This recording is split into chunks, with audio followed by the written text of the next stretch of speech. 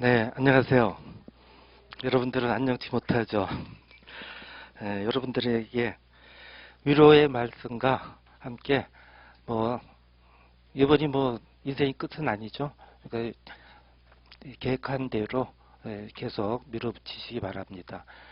1년이 아니라 지금 4월 달에 발표 나오고 다시 내년 데뷔한다면 특히 변시 생각을 하는 겁니다. 저는 몇 달 안 남죠. 여러분들 한시라도 헛되이 보내지 않게 부탁드립니다.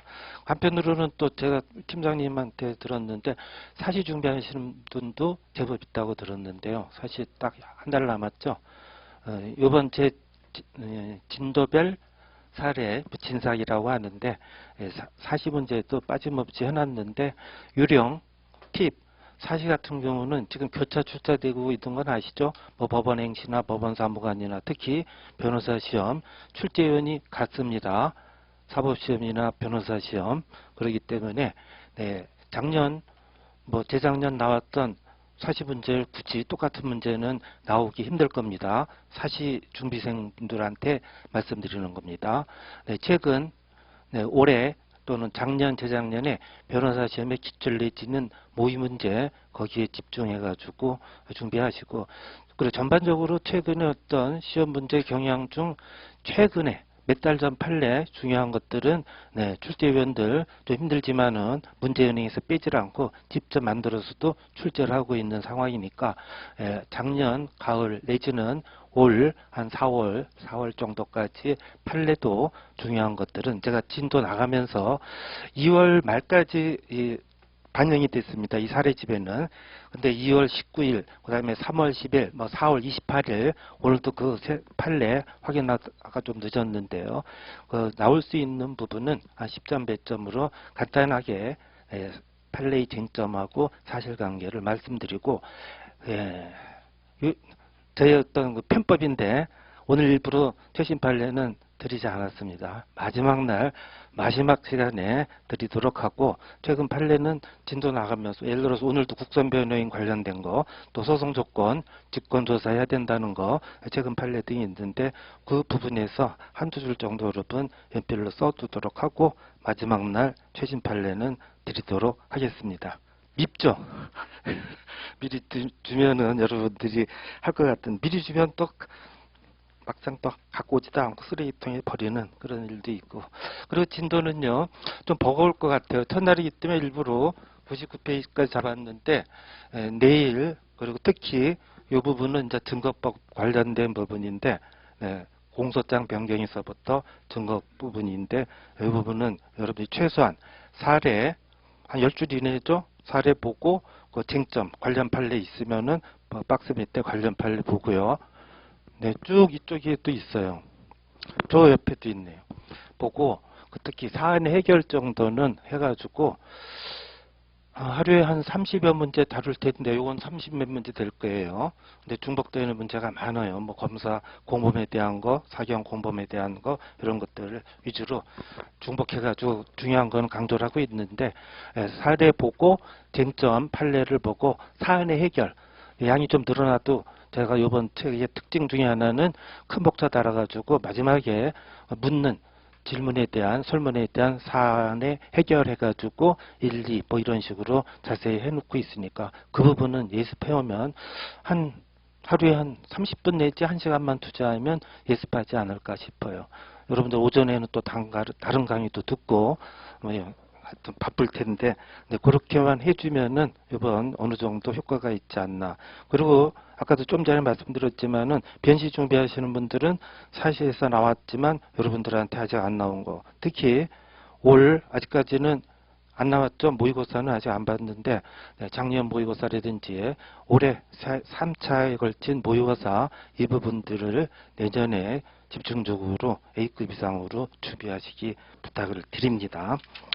제가 따로 할 얘기는 아니지만 각설하고요. 3페이지부터 진행하는 식으로 하겠습니다. 그리고요, 사실 하루에 한 100페이지, 오늘도 99페이지 나가야 되는데 거의 다 다루진 못할 겁니다. 특히 유제 같은 경우는 유제 문제 같은 경우는 해설도 한 10줄 이내로 제가 잡아놨는데 따로 검토하지 않고 필요한 부분, 빠진 부분, 기본 문제에서 빠졌던 쟁점이 있으면 그것만 체크하는 식으로 하고, 특히 저희 진도별로 쫙 전원합의체는 사례화하고, 특히 1문이 그래요, 이번.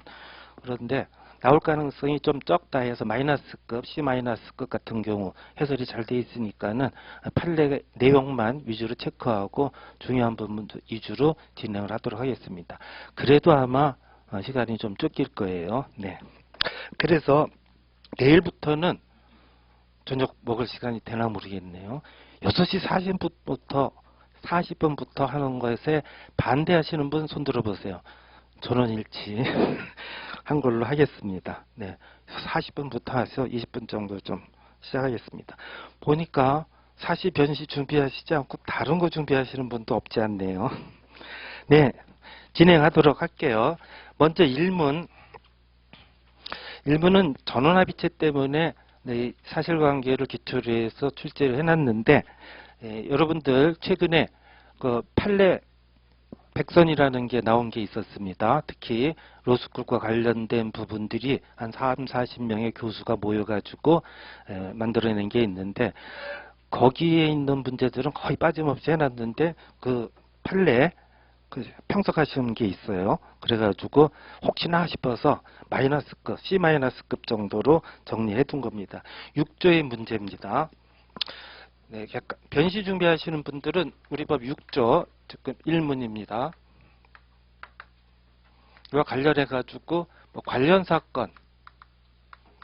사건에 대한 정의 규정 우리 11조에 있어요. 1인이 범한 수개의 범죄라든지 공범이라든지 동시범이라든지 사후정범, 절도범하고 장불범 같은 경우는 어느 정도 사건이 관련이 있죠. 이런 경우를 관련 사건이다 해서 정의 규정을 두고 있는데, 상식적으로 생각해 보세요. 특히 1호 같은 경우는 갑이 범한 A죄, B죄, 실경이요. 실제적 경합범 관계에 있는 경우는 A 사건에 대한 B 사건에 대한 관할권 있는 법원에다가 기소하는 게 원칙이겠죠. 그렇지만은 갑이 한 번 법정에 나갈 수 있도록 이 사건, 이런 거를 주관적 관련 사건이라고 하는데, 하나는 사기죄고 갑이, 하나는 강간이라고 합시다. 강간은 부산에 있어요. 토지관할로. 사기 같은 경우 서울에서 있다고 합시다. 이럴 때 서울에서 이 부산 사건까지도 끌고 와가지고 함께 심판하면 피고인 입장에서는 2번 법정에 나갈 거, 한 번 나가도 되죠. 법원의 입장에서도 전체적으로 갑의 A, B 사건, 즉 경합범 관계에 있는 경우 한 개의 법원에서 심리하면은 전체적으로 법원의 관점에서도 소송 경제라든지 사법자원 낭비가 없겠죠. 그렇기 때문에 1호 경합범 같은 경우, 2호는 아주 중요한 거예요. 개인적으로 저는 이거는 사랑스러운 조항인데, 공범과 관련된 것들이요. 형법 총칙상의 공동정범이라든지 교사범, 중범, 합동범이라든지 뇌물 커넥션, 뇌물 공유자와 뇌물 수자 같은 경우는, 이런 경우는 관련 사건으로 갑의 의뢰 특수절도라고 할게요. 이런 경우는 엄밀히 보면은 공범 사건도 수재입니다. 갑이 합동하여 A의 어떤 재물을 절취했다. 특수절도에 해당이 되죠. 갑의 특수절도, 을의 특수절도, 별개의 사건이니까 갑은 권고된 어디에서? 광주에다가 기소해도 되고, 을은 범죄지인 서울에다 기소해도 되지만은 이러한 경우도 관련성이 있기 때문에 우리 입법자는 4가지 경우에 있어서는 관련 사건으로서 가능하면 관할을 병합시키고, 가능하면 내부적인 재판, 병합 심리 결정이 있게 되면 하나의 재판부에서 심리하도록 하는 이런 규정을 두고 있는데, 6조도 그것 중에 하나입니다. 이런 관련 사건의 경우에 있어서는 6조에 의해서 병합해서 심리할 수 있도록 하고 있는데, 2가지 쟁점이 문제가 돼요. 여러분 법조문 갖고 있나요? 처음으로만 확인할게요. 다음부터는 교재에 있으니까. 그거 6조를 보시면 이렇게 돼 있어요. 토지관할의 병합심리에서 토지관할을 달리하는, 그 토지관할을 달리한다는 것은 하나의 A 사건은 서울 서울에 관할권이 있고 토지관할, 또 한 사건은 뭐 대구에 있다고 합시다. 토지관할을 달리하는 경우죠. 그런데 사건이 관련된 때, 이게 바로 11조에서 얘기하는 관련 사건일 때, 1인 위법한 수개의 범죄라든지 또는 공범관계에 있다든지 동시범관계에 있다든지 절도범하고 사후정범, 뭐 작물범이라든지 이런 관련 사건일 때에는 어떻게 하도록 돼 있어요. 각각 다른 법원에 계속된 때는 두 개의 쟁점이면 공통되는 직급 상급 법원, 이게 어떤 의미인지, 그리고 각각 다른 법원은 어떤 의미인지가 문제되는데, 이번 요 제 1번 문제는 그 두 개의 쟁점 중 요 두 번째 해당되는 공통되는 직급 상급 법원이 구체적으로 어떤 의미인지가 논의가 됐던 건데, 국법에서는 소랑설을 했었습니다. 그러다가 2000년도 중반에 전원합의체 결정에 의해 가지고 조직법상의, 즉 법원 조직법상에 의한 그것의 기준에 의해서 판단을 해야 된다 하는 식으로 해서 종래의 신급관할설의 입장을 폐기 변경한 사건이었습니다. 그런데 뭐 갑이 A 사건, 뭐 토지관할이 뭐 서울이라고 합시다. 서울에서 범죄지. B 사건 같은 경우는 뭐 부산이라고 합시다. 토지관할을 달리하는 경우죠. 이건 맞아요. 그런데 여기서 공통되는 직급상급법원이 어디인지 1심을 전제로 해보세요. 그러면 서울은 고등법원이 있고, 여기는 부산은 공통되는 직급상급법원, 부산고법이죠. 판단할 수가 없죠. 이런 경우를 대비해 가지고 이 규정을 뒀었는데, 종래에는 교재 보시면은 이제 제 무충 교재 보세요. 관련 판례를 보시면은 양가를 1번 6조에 따른 토지관할 병합심리사건의 관할법원에서, 자, 조문이죠. 사물관할은 같지만 토지관할을 달리하는 수개의 1심 법원들의 관련 사건이 계속된 경우에 있어서 6조에서 말하는 공통되는 직급 상급법원은 종래에는 C급 위주로 판단을 했었습니다. 그러다가는 그 셋째 줄 이하는 생략할게요. 뒤에 다음 페이지에 학살 그 부분을 통해서 말씀드리고, 쭉 여섯째 줄 내려보면 볼드체 있죠. 따라서 토지관할을 달리하는 수개 1심 법원들의 관련 사건이 계속된 경우 소속 고등법원이 같은 경우는 고등법원이, 예컨대 이 비사건도 하나는 서울이고 하나가 수원이라면은 공통되는 직급상급법원은 서울고법이 되겠죠. 근데 지금과 같이 부산인 경우는 대법원으로 갈 수밖에 없죠. 이처럼 밑줄 치기 바랍니다. 소속 법원, 고등법원이 같은 경우는 그 고등법원이 다른 경우는 대법원을 공통되는 직급 상급법으로 봐서 그 신청사건의 관할법원이 되도록 해서, 손가락 표시는 약할게요. 다음 페이지 보시면 마이너스급이니까 뭐 나중에 까먹어도 되는데요. 학설 중 동그라미 1번 소송법설 또는 C급설, 이게 종래의 판례 입장이었는데 이것이 이 전압에 의해서 조직법설의 상급법원을 의미한다 해서 판례 동그라미 2번을 보세요. 지금 좀 전에 봤던 거죠. 그 기준에 의해서 판단을 해야 되는데 3번의 검토가 논거를 두 개만 제시를 하고 있어요. 당사자의 소송상 편의를 도모할 수 있다는 거, 또 병합심리 결정은 절차적인 경우죠. 소송 절차 가능한 한 사실심 법원, 대법원이 아니라 사실심 법원에서 다루는 것이 바람직하다는 입장에서 조직법설로 변경을 한 겁니다. 따라서 사안 해결 볼게요. 조직법설인 판례에 따르면 위 사건 1심 법원들은 모두 서울고법 소속이니까 소속고등법원이 같은 경우에 해당하니까 서울고법이 6조에 의한 관할법원이 되니까 대법원에 병합심리한 것은 관할권이 없어요. 따라서 마지막 단락, 이게 이제 여러분들이 혹 나오면은 이런 것들이 1점 더 추가로 받는 걸 겁니다. 대법원에 병합심리 신청이 있게 되면은 관할 인정이 법률 위반됨을 이유로 367조에 있습니다. 관할 법원인 서울고법으로 이송을 해야 된다 하는 결론을 하면 됩니다. 크게 어려운 부분은 아니에요. 특히 변호시 준비하시는 부분은 요거에 수개의 관련 사건이, 그죠? 여기서 수개의 관련 사건은 아까 판례에서도 봤지만은 토지관할만 달리하는 경우에요.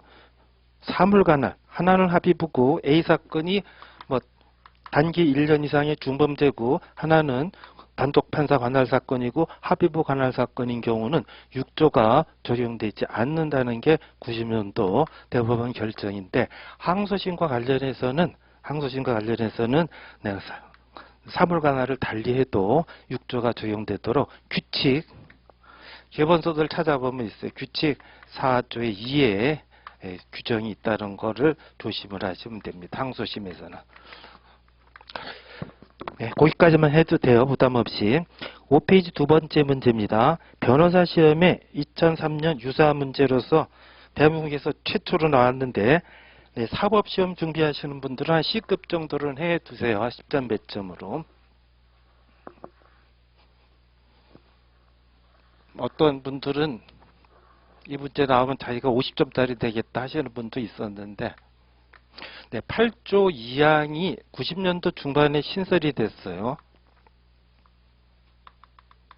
이 제도의 취지는 소송경제를 도모하기 위한 겁니다.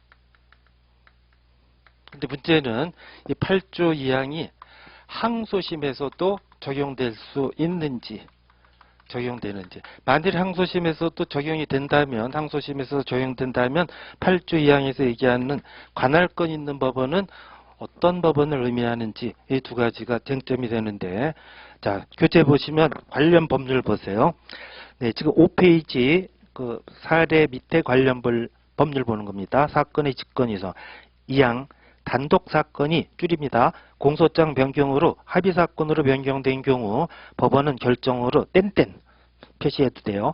관할권 있는 법원에 이송한다. 95년도에 신설이 됐는데 여기서 왜 소송경제라는 취지냐? 옛날에 이 규정이 신설되기 이전에는 이런 경우입니다.